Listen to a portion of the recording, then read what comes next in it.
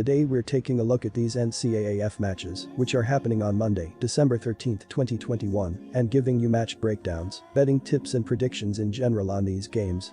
Welcome back to High Stakes, let's get straight into it. Also, don't forget to subscribe to get notified as soon as we release these sport prediction videos, and if you would like more betting tips and predictions, then check out our Patreon in the link down below.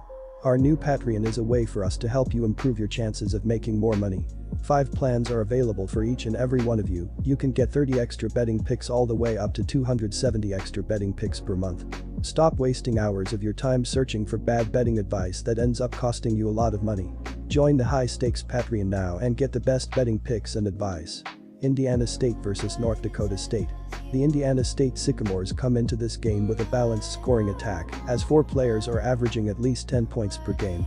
So far, 65.0% of the team's points have come from these 4 players. The leader of this group is Cooper Neese, averaging 15.1 points per game.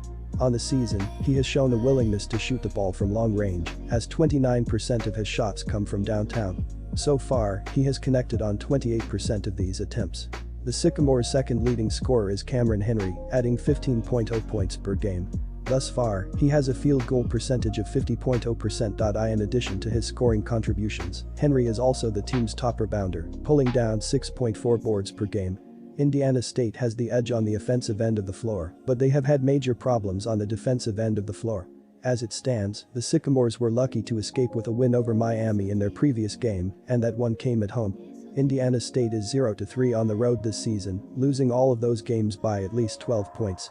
North Dakota State has won 4 of 6 and are coming off a double-digit home win over CSU Fullerton in their previous contest. Our first betting advice is to pick North Dakota State Bison minus 2.5 for the season. The Bison are 251st in the nation in scoring offense, with an average of 68.5 points per game. North Dakota State pulls down 39.3 boards per game, and they dish out an average of 12.4 assists a night on the year. The Bison are above average defensively, ranking 94th in the nation in scoring defense by allowing an average of 64.1 points per contest. Rocky Cruiser leads the team with 14.1 points plus 8.1 rebounds per contest this season.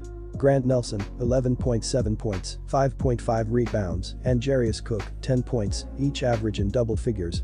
Tyree Eady, Malik Harden-Hayes, Desmond McKinney, Andrew Morgan, Willie Guy, Bowden Skunberg and Andrew Coleman are key rotation players for the Bison this season. North Dakota State shoots only 42.5% from the field as a team this season. The Bison knock down 7.7 three-pointers a night while they connect on 32.1% of their attempts this season. North Dakota is above average at the free throw line as they connect on 73.9% of their attempts at the charity stripe on the year. Our second betting advice is to pick under 141.5. Cleveland State vs Oklahoma State. In their latest game, an 85-75 win over visiting Wright State, sophomore Jason Woodrich scored a career-high 17 points on 6-10 shooting that included 5-7 from 3. Hodge was efficient, scoring 14 on 5-8 shooting, and was a perfect 2-2 from deep. Torrey Panton was getting everyone involved as he dished out a game-high 10 assists in the contest. The Vikings will look to continue their efficient offense when they take on Oklahoma State Monday night. Oklahoma State has dropped back-to-back games and will be meeting one of the hottest mid-major teams in the country in this game.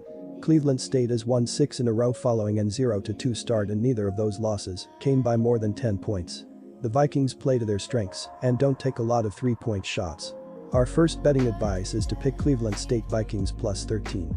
Mike Boynton's squad enters ranked number 43 in the latest KenPom rankings following a 6-3 overall record through their first 9 games. The Cowboys rank 113th in the country with an adjusted 104.0 offensive rating, but turnovers have been a major problem for Oklahoma State this season. It has turned the ball over on 22.0% of its offensive possessions, 304th in the NCAA, while shooting just 28.8% from 3-point range, 306th in the country. Our second betting advice is to pick under 132. Quick reminder, BetUS is a platform that offers betting on all major sport and horse racing leagues. It has slots, table games, blackjack, and a variety of other casino games. All of the major US leagues are available for betting, including the NFL, NBA, NHL, MLB, and PGA. In addition, BetUS allows wagers on esports, Olympic events, soccer, cricket, boxing, cycling, and many more competitions. Join BetUS now using our link down below and get 125% cashback bonus on your first deposit on the sportsbook after you open an account and deposit using our link and use our promo code HIGHSTAKES. Rhode Island vs Wisconsin Milwaukee. Leading their scoring output in the game was Mitchell, 11.3 ppg, who scored 14 points in the game and was one of 5 players to score more than 10+ points. The defense needs to step up more consistently as they are allowing 36.4% of shots to fall against them and are giving up 62.8 ppg, which is 52nd in the nation. They need to continue to force tough shots if they want to keep winning. In what is expected to be a low-scoring affair, Rhode Island's ability to dictate the pace of this one and their tenacity on the defensive end will be the difference. With a length to at least slow down Baldwin Jr., the Rams will force someone else to step up and beat them, and given the inexperience for the Panthers, that'll be a tough ask.